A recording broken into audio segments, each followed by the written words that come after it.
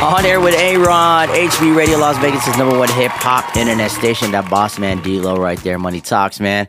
I am A-Rod. We got my special guest in the building, my brother, man, all the way from Jacksonville, man, my dog. First off, we're going to keep the crowd on. Go ahead. It's Jackson. Jackson. I'm from the Jackson, Mississippi. Jackson, Mississippi. What's Jacksonville? Jacksonville, that's in Florida. Oh, it's in Florida. Jacksonville, it's in Florida. I'm supposed to come close to the mic. Hey, man. It's my first one. Look at it. Is this your first radio interview? Well, you know, like this. You in the camera all the time, man. Come on, man. My brother Yayo's in here, man. Yayo, the drummer, the one-man band, like Lil Wayne says. If you've been to any of Lil Wayne's tours, shows, you know, he introduced only two people, man. His DJ and his drummer, the one-man band. He says it like that, too. It's your boy Wayne. Thank God for him. You know what I'm saying? But we're going to figure out, you know, we're going to listen to your whole story because this is my first time really sitting down with you, like, without loud music playing and alcohol and girls shaking their ass. This is, like, the first time we actually able to, like, chopping it up, like to really, like, you know your whole story. Do you remember the first time we met? I have a funny story about it. No, help me. Okay, so it was your birthday, and I think this is probably one of your first sets at Dre's, and Yayo's there, like they bringing up the bottle and shit. You're playing drums, and you know they got Yayo the drummer, and I'm like, oh, who's this guy? Oh shit, Yayo, okay. And then I'm just recording, you know, the presentation, the bottles and all that, right? Oh my bad. And so I'm like, oh yeah, they got your picture on the LED screen. So I'm like recording you, right? And me and you didn't even meet yet. I was just like, oh shit, let me just follow my IG and like tag him and stuff. And the next day, I don't think we didn't really talk that night though. The next day, I get a DM from you, right? Really? And he goes, hey man, where's the rest of the pictures? Because you thought I was Radis.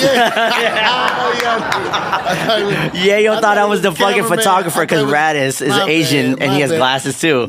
Yeah, he was like, what's up, man? Hey man, you got the rest of the pictures of the night? I'm like, no, that's the only one I got. And he's like, man, what about the picture of me now?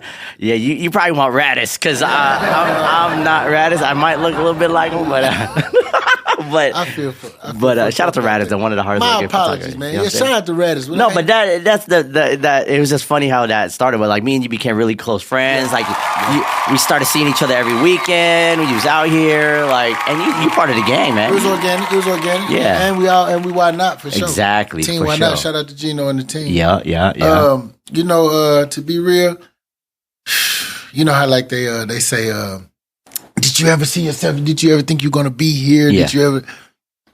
I knew God had something planned for me. Mm-hmm. You know what I mean? But I can't just say specifically, yeah, I knew I was going to be right here. I'm supposed to be here. Right.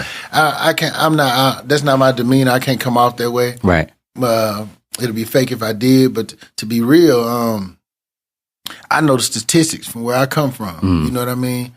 So I'm not going to sit here like, yeah, I'm supposed to be here. I knew all along I was going to be.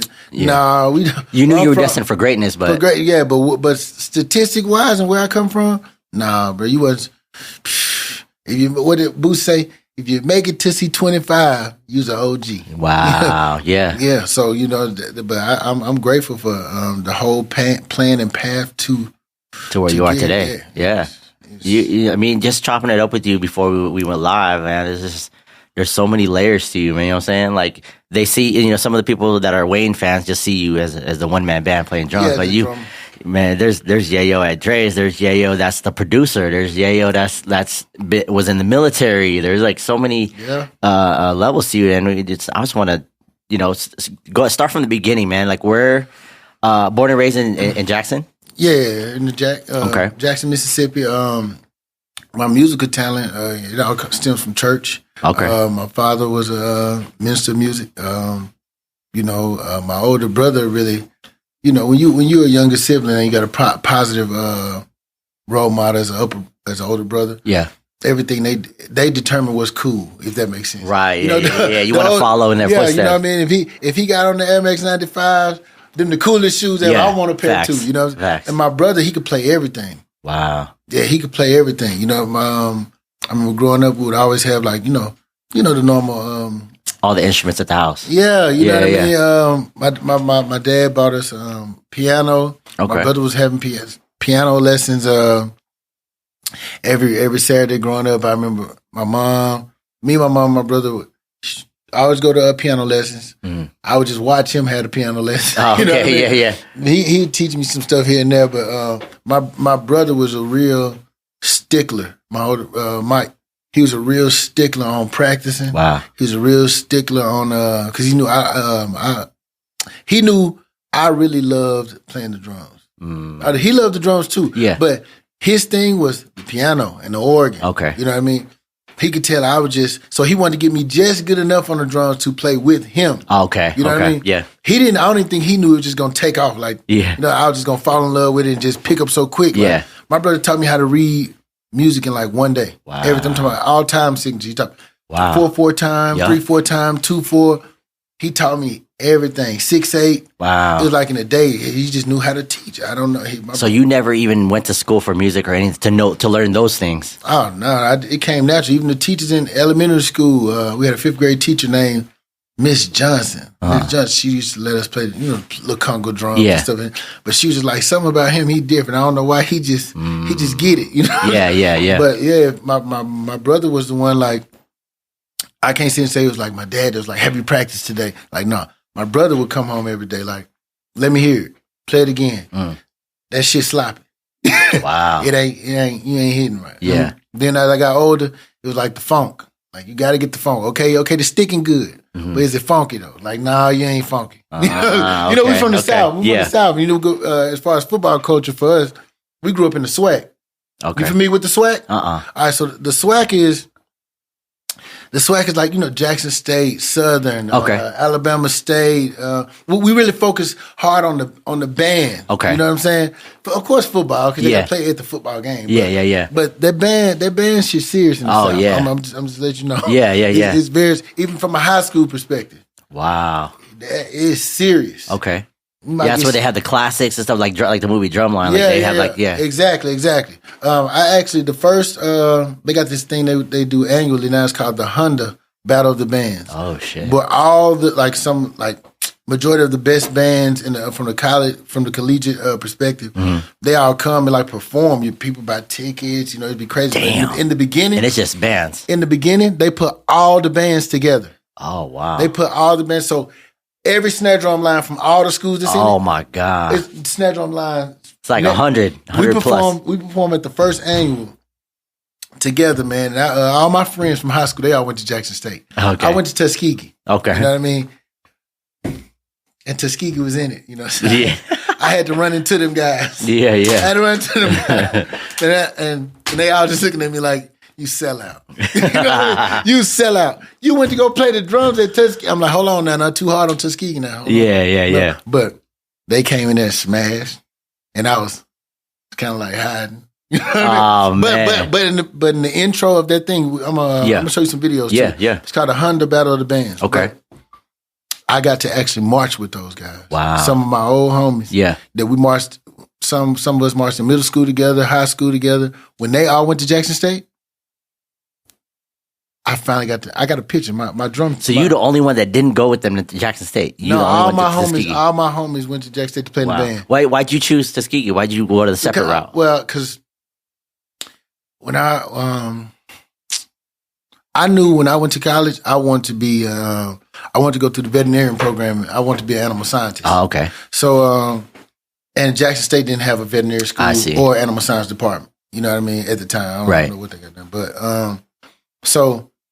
I went to school for that. And then, they had a band, so I was like, let me try out. I need some extra money. Yeah. You know what I'm saying? But I was going in there with the mindset of, man, I might not make it. I got to be right. You know what I mean? Because that's why I come. You know what I mean? Yeah, you got to be the truth. Oh, yeah. Man, I'm not going to say. I went there and I tried out. I was like, it's a breeze. Yeah. I made it. But, man, when I ran into them, I said. You were on the snare line? Yeah. Okay. I crossed out there too. You know what I'm saying? Nice. Shout out to Tuskegee, man. TU. You know what I mean? One of the mother Tuskegee is what we call it. You know what I'm saying? Well, that's one of the super, super historic universities. I'm so grateful to God that I actually Yeah. am a graduate and a product of, Tuskegee University. Yeah, hit that sound. Hey. You know what I'm saying? We got to do that one time. Yeah, you know what I'm saying? That's what's up, yeah. Tuskegee University. TU. But have you heard of Tuskegee? Yeah. So Tuskegee was really one of the, might be the only, I'm not sure, but Tuskegee is an HBU that's actually founded by Booker T. Washington. Oh, wow. Lewis Adams. And George Washington Carver. Damn. Exactly. Like so the peanut study that you heard about when you were younger and things like that. Mm-hmm. You know, Tuskegee is a university that I feel like everyone in the world should at least go see, read, and, actually right outside of the campus of the school is Booker T. Washington's actual house. Oh, wow. So that's that type of historic. Yeah. You know what I'm saying? Have you ever been back to visit? Oh yeah, I go back for homecomings all the time. Okay. I go check in with I tap in with the band director, the new band director now. I hate to make it seem like, am I old? But like I know the band director is like, and the assistant band director is like my age. Oh yeah. So I'm like, So it's not the band directors obviously when you was there. He's gone. He's still around, but he's gone. But yeah, I think that's one of the best. It's one of the best decisions I ever made in my life was going to Tuskegee University. Yeah. For that vet animal science program. So what happened with the like switching gears from the band stuff? Like what happened when you graduated? Did you take your degree with the veterinary? Oh yeah. I went into I joined the military. Okay. And I went through the medical corps and used everything there. They recertify you through their vet corps. You know, the military has dental corps for dentists, vet corps for the vets, right. Things like that. But nursing corps for the nurses. But I did a lot of different things in the Army. I was in the Army Reserve. I did active for a little while. Went to Germany for a bit. Ran a couple of hospitals. I was at a Lungetal Hospital. Okay. It was now like while you were in the military, were you still practicing drums? I was playing. Even when I was in basic training, we got there are different phases of basic training. I'm not sure if they still had it now. I don't know what's going on, but you got the phase when you first get in, it's like hell. Oh shit! For okay. Like first, maybe 4 weeks, it's just straight hell. Damn. You know what I mean? Yeah. It's getting you acclimated with like, let me know where you at. Make and break you. You're like, say this is about you. They don't care what your job is. You're a killer first. Yeah. So we're gonna teach you the basic training you need to kill. Right. Yeah. You know yeah. So I don't care if you're a female, man. Yeah. You finna learn. You finna fight every day. Yep. You gonna rumble. You gonna tussle. Yeah. You know, every day. Yeah. You're gonna get that where you can get a combative level certified and things like that. You do all that. But now, how long were you in that? The military, I did 12. 12 years. Yeah, I did 12. And but on Sundays when you leave out of the hell phase, they gave us options for those that wanted to go to church. You know, so whatever your religion was, if you wanted to go there, that service was from 10 to 11. You can go, and then this service was from so and so. Basic training when they allowed me to go to church. You know, what I'm saying it was definitely. I was like, thank you. You need. It's like you needed that. You know what I'm saying? I'm used to. I grew up with it. Then when it's taken from you, you kind of miss. You're missing something. You're like, hold on. You know what I mean? But it was better when we finished basic training. Went to AIT. Okay. AIT is like your advanced individual training. So like whatever your job is, like once you finish the basics, it's like an in depth with just your. This field. Your job, so you go in there to train on that for these next 9 weeks. Yeah. You know what I mean? And there's when I started on Sundays, we would have like our weekends kind of off, so to speak. Okay. Where you were allowed to go to a church. If you found and nice. Luckily, my drill sergeant at the time, she let me start playing drums at her church. Wow. At her, I was in AIT training on Sundays. She would let me go to her church and play drums. Wow. So it's kind of like being back at home and. Yeah. It felt good. But I don't know. The drums were just, I don't know. Is your voice when, you're not the one with the microphone. Yeah, no, for real.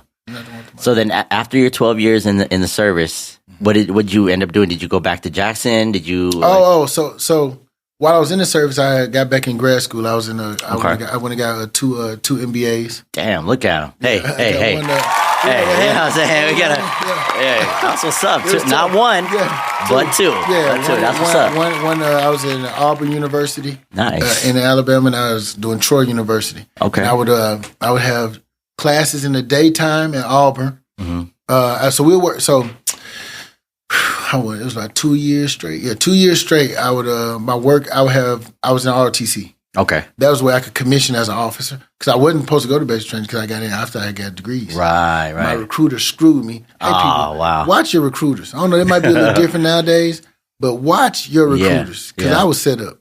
But anyway, but yeah, so I would do ROTC training when we have workouts from like 5 to 7 a.m. Okay. For 2 years straight. Workouts from 5 to 7 a.m. Mind you, I'm not going to no combine. I'm not on nobody football. Yeah. But we work out from 5 to 7. Now I have class from like 9 to 4. Wow. I have a break from like 4 to 6. And then I'll be in class all night from like 7 to 11:30 at night. Damn. So a full day. 2 years straight. Yeah. In two different schools. Auburn in daytime. I was at Troy. Wow. Night. So yeah, and it was a busy dude. Look at him. 2 MBAs. Yeah.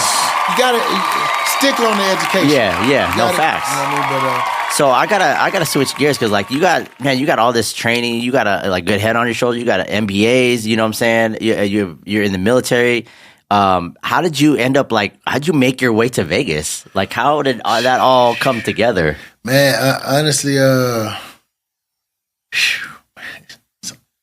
you see how I'm looking around? Like, man, how did it's like, right. Yeah. You're like, damn, how did I even? Well, I guess, like, how did you even link up with Wayne? Because that's probably how it started. I call him my brother. He is my brother. But CJ Gibson, he's Drake's road manager.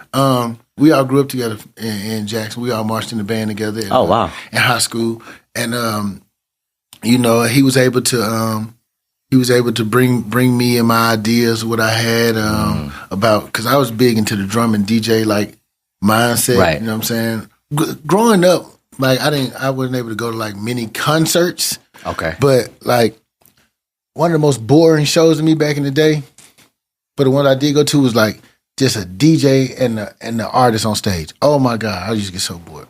Wow. Me personally. Yeah. You wanted to see a band because you were a part of a band. Yeah, I just like to hear the certain horns and strings So I started doing when I was in Dallas, living in Dallas, Texas. Shout out to my boy Chris Stribling. He owns DFW Upscale. Okay, but he gave me the opportunity to start throwing day parties with him. Wow.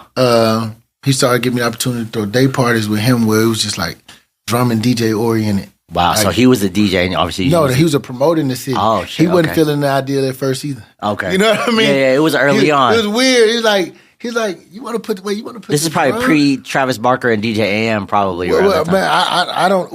even if it wasn't pre them, the people I'm rocking with not even listening to that. Right. To be honest. Yeah. There's a certain group that was attracted to. Right. But these people, they're like, huh? They're like, are we at church or not? Like, you putting the drums in the... I don't understand. Yeah. Man, shout out to Strip. You know what I mean? Yeah. But he had a good following in Dallas at the time with his promotion company. He took a chance on me. So shit was lit. The party was lit because he promoted, and then you. Yeah. Okay. Yeah. Well, when we first did, it's kind of cool event. We was at a place. It was called Quill back in the day. Okay. In Dallas, Uptown Dallas. Okay. When you come with me to Dallas, yeah, I never been. Take you around. You never been to Dallas? Never been, bro. Yeah, that's like second home. You gotta take me. But yeah, so. We were having little events, an event there the first time. Okay. It was kind of packed, cool. You know what I mean?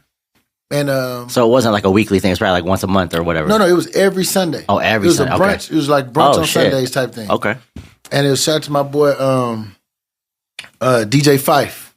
Okay. DJ Fife. He that was the DJ at the time. So Strib hooked me up with Fife. Okay. Me and Fife would like piggyback off one another, shoot some vibes, and I think I was playing like PYT and Dez Bryant showed up that day. Wow. You know what I mean? Yeah. He put me on his Instagram. Oh, wow. Yep. He put me on his, like, man, they got a drummer in it. Yeah. Like, what's going on? Yeah, right? yeah.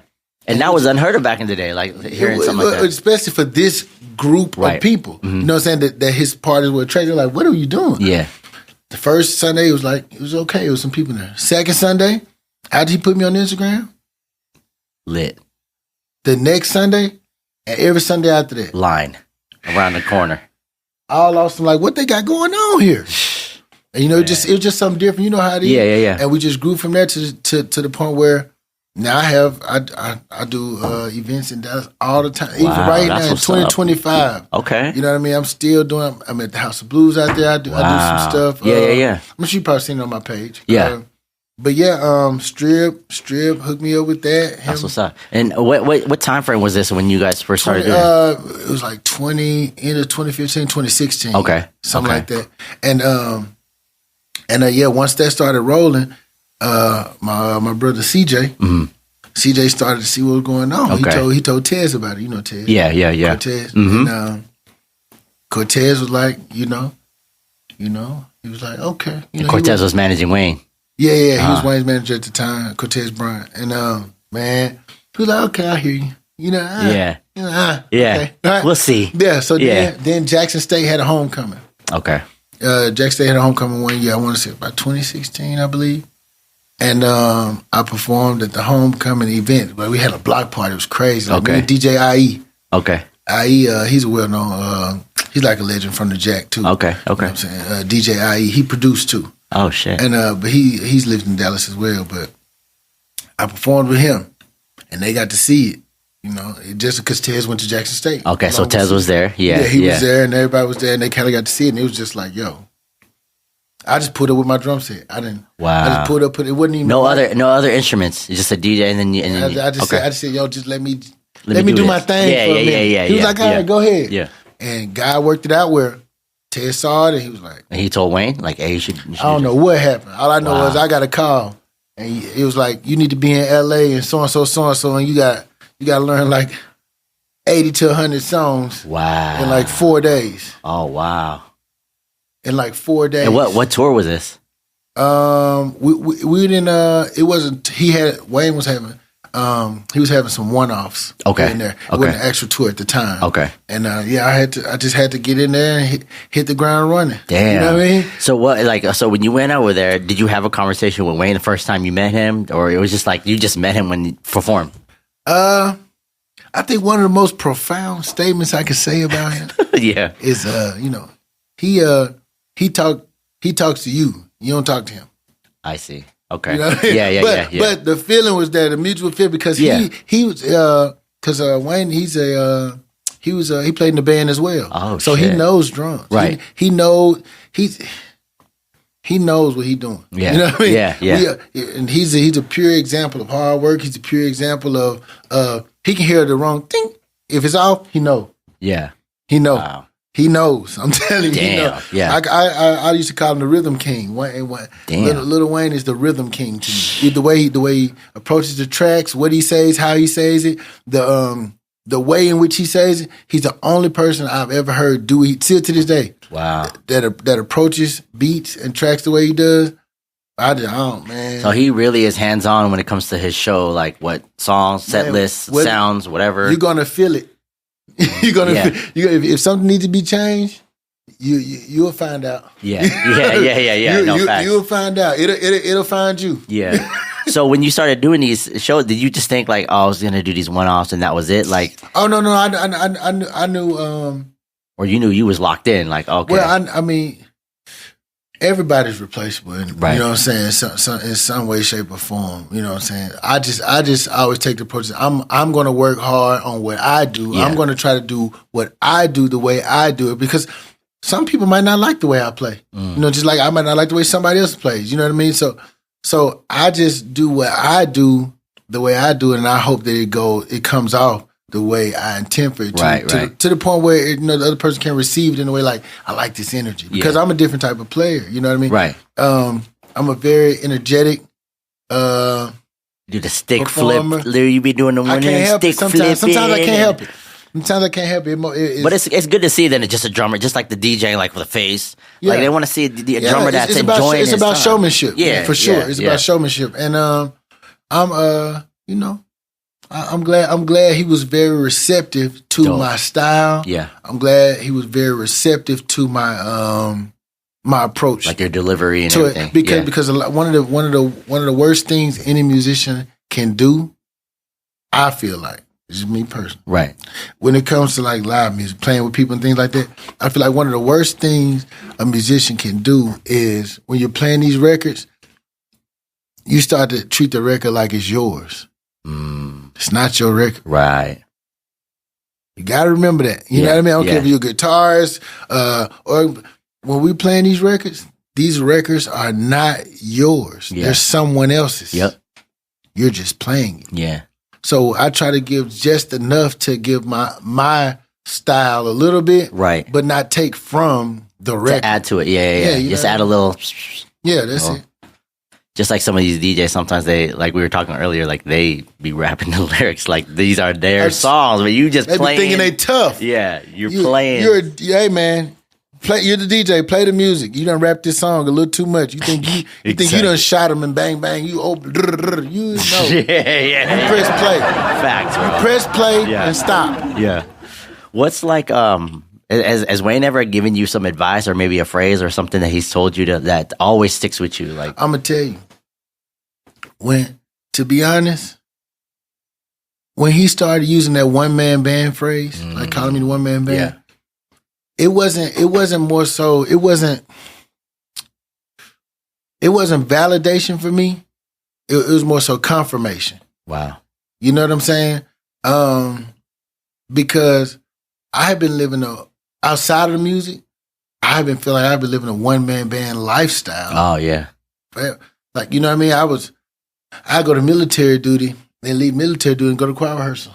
You know what I mean? Right. I Solo. You know what I mean? Yeah. I'll leave choir rehearsal and go straight to combatives training. Yeah. You know what I'm saying? And then I leave combatives training and go work at a goat farm. I was milking cows for like 4 years. Damn. You know what I mean? Yeah. At 4 a.m. in the morning type thing. You know what I mean? Yeah. So it was like, even when different groups of people were like, "Oh, I know him. They were like, "Oh, I know him from playing the drums." He'd be like, "Well, I know him because he used to give my dog and stuff all the shots. Well, he's the guy that give all the shots to the dog." Yeah. The other person was like, "Well, he tended my car." Yeah. You know what I mean? Yeah. So it's you wore a lot of hats. So it's like almost like instead of the whole band, you were each instrument. You know what I'm saying? Like in a band. You know what I mean? In a way, yeah. In a way, so. So did Wayne coin that for you, the one man band? Or he's never called anybody that before me. Damn, that's because it's never just been Wayne and a drummer. Right. I started that with him. Damn, that's what. Hey, Yeah. that deserves an applause. You know what I'm saying? Shout out Tez. Damn, and CJ. Look how like the universe puts together. Like, but you just such a good dude, and you just do what you can, like you said. I do what I can with what I have, and then God just blesses you with these opportunities, and it's even better. I'm grateful to be sharing the stage with my little cousin who's a DJ. Yeah. Because to be honest, I'm glad he's a drummer too. Oh, and wow. So a lot of times we piggyback off of one another on ideas, or like he might scratch, and he might say, "Hey, Flam 5 this," right, and then get out. Yeah. And if he wasn't a drummer. Yeah, I wouldn't be able to just be receptive to it, like. Yeah, but sometimes like that Flam Wood. He knows the terminology and stuff like that. Yeah, he like take me out. We gonna cut right here. I'm gonna spin in. And you gonna do a paradiddle right here. Yeah, you know what I'm saying? He know. Yeah. T. Lou know. He know what you're talking about. Who got the job first with Wayne? Was it you or was it T. Lewis? T. Lewis. Oh, so he was a DJ yeah, first. Okay. CJ and Tez was seeing a different route they were trying to go at the time. Okay. And man, T. Lou had it on lock. Okay. I'm not gonna lie. He's been putting in work for a long time. Yeah. He's been putting in work for a long time. Even when I was in college, I would come home for like breaks and things like that. Yeah. As soon as I hopped in town, he would be the first person I called and say, "What you got going on this weekend?" Oh shit. Because he was either throwing a party somewhere. Yeah. Whether he was at it or not, he was throwing a party somewhere. He was DJing somewhere else, and he had another event going on. Damn. He was like T. Lewis, the promoter DJ.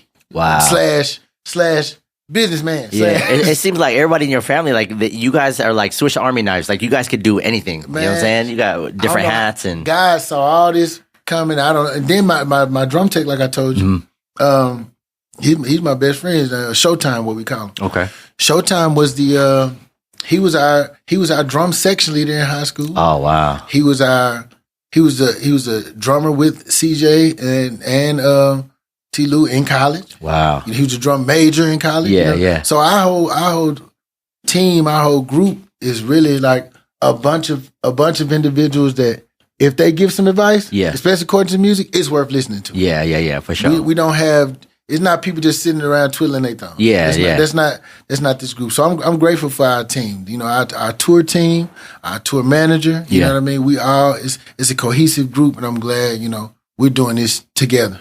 That's what's up. And your drum tech you take on tour with you, obviously. Yeah. Showtime, he with me everywhere. Damn, that's he what's with up. me everywhere. Hey, there it is. He know I need him. Yeah. So there's a drummer that I see you post a lot on your Instagram. Who? See, man, he be doing his research. You can't be hitting me with. Listen, man, I asked him, send me these questions first. Nah. Hey, Yayo was like, yo, send me the questions you're gonna ask me. I was like, nah, this is gonna be this is your life, bro. Like, this is your life. You got all the answers. You live this, like. So you posted Travis Barker a few times. So I wanted to see, is he one of the drummers that you look up to? You have a friendship with him? Like, what's that dynamic? Yeah. To be real, we toured with Blink-182 like a few years back. Oh, shit. And that's one of my most memorable tours. Dope. For two reasons, I say.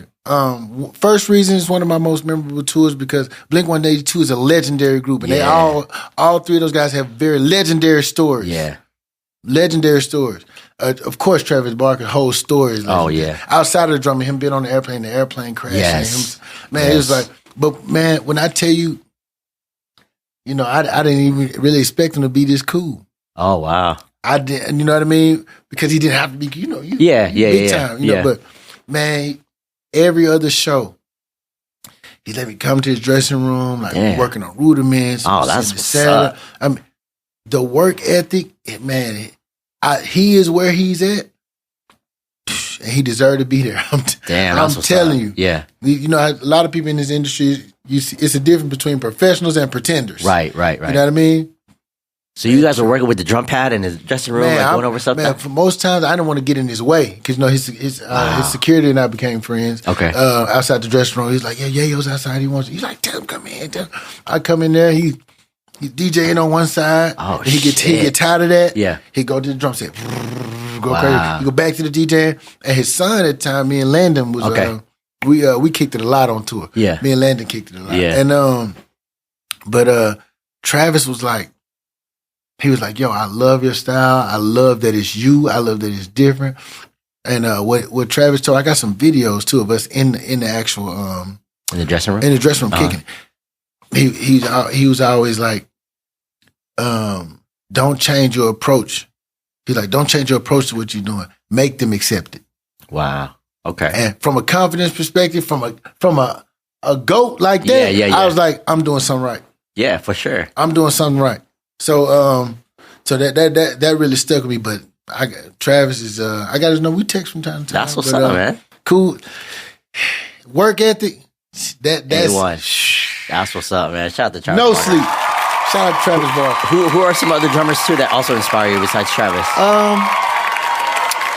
So I grew up in the church, so you know, of course, Calvin Rogers. He's like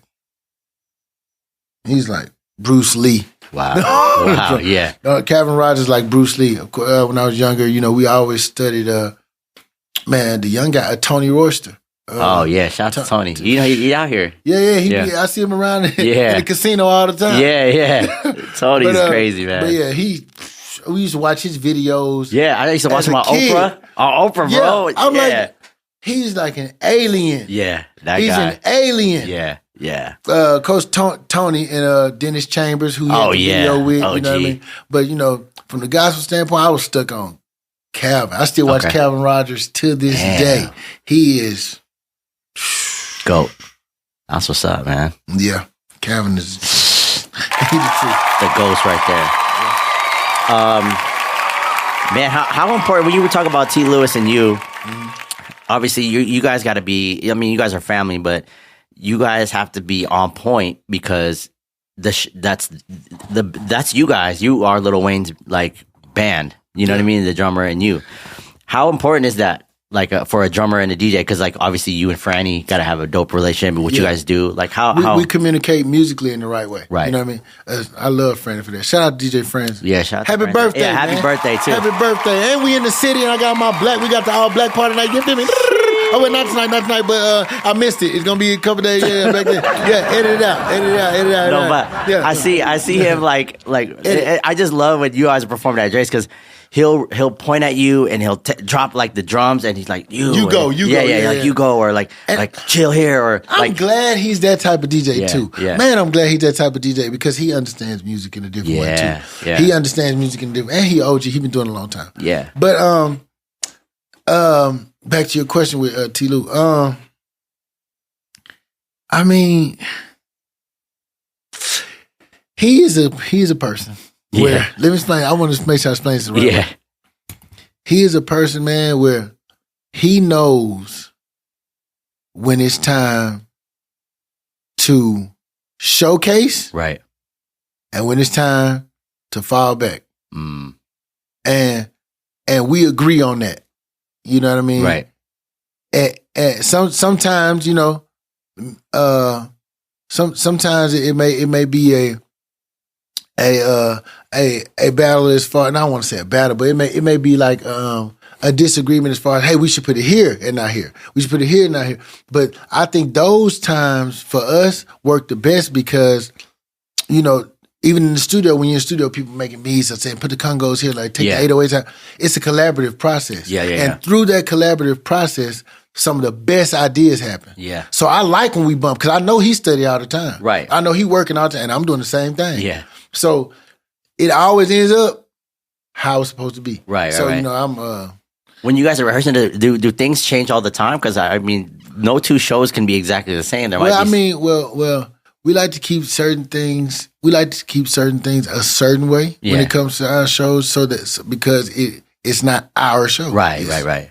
Yeah. Yes. You know what I mean? But as far as I think, when most of our changes happen when there's a time situation. Okay. Like this is a 40-minute show. Right. This is a 26-minute show, but we need to highlight some of the best key songs. We need to highlight, you know, hook verse out. Yeah. Or hook verse, hook again, another verse out. Yeah. Special guest gonna come on this part. Right. So now, how is that? Does Wayne reiterate that to you guys, or how does that? Well, most times it'll probably come from it'll be predetermined. Okay. You know, it'll be predetermined, it'll disseminate from his manager to the tour manager, and the tour manager kind of coincides. Okay, like this is how it's going to be. Yeah, they kind of go back and forth about, hey, what do you think the best thing to do because this time show, right, and this location, we need to make sure we hone in on these specific songs, right? You know what I mean? And then because that catalog's crazy, so it's like with a catalog like this. Yeah, how do you dumb it down to 20? Yeah. And on tour you're doing like a 2-hour show. Yeah, shout out to the Carter 6. We'll be at Madison Square Garden. Look at him. Look at him. Yeah, album release party at the album not party, but the album release will be at Madison Square Garden June 6th. Carter 6. Yeah, so when you guys see this interview, like Yayo's gonna be way out of here, and like we won't be able. We'll be like, Yayo, remember me? No, man, you know how it goes. Nah. It's family. What's speaking of Madison Square Garden? Like, what's your favorite places on tour that you've been to? To perform, or to eat. I want to know. Let's break it down. Okay, I want to know your favorite places to perform, and then I want to know your favorite place to vacation to. Okay, to perform. What's been my favorite so far? Rolling Loud Miami. Okay. Wow. Okay. Damn. Energy, crowd. Yeah. Now, as far as one of the most beautiful, I would have to say when we performed in Barcelona. Ooh, Spain. Okay. It was just beautiful. Man, just seeing the sunset and all that. Man, yeah. The stuff we saw on TV as kids growing up. Right. I got to actually see that in person. I'm like, it's like drums got me here. You know what I'm saying? I'm traveling the world with these two hands. You know what I'm saying? Like, need $1 million insurance on these. Facts. But yeah, Barcelona was dope. Now to visit. Yeah, visit when you're not on the work shit. When I'm not on the work. Okay. Visit, man. Like if we Saint-Tropez. Oh, Saint-Tropez. Okay. Saint-Tropez, man. Okay. From the Vava to the Vava. Yeah. Hell yeah. Vava to the Vava. Okay. In the Sony room at the Viva Lux. Yeah. Shout out to Drake. Saint-Tropez. What about what's the honorable mention? A second place. What? Some people might say cliche, but I like the Bahamas, man. Okay. The So you like Bahamas. an island, like, vibey type. Yeah, I'm from Jackson, Mississippi, man. I Yeah, didn't think you don't I'd get to ever see be able that. to see that. Yeah. When I was growing up, I didn't think if it wasn't on TV.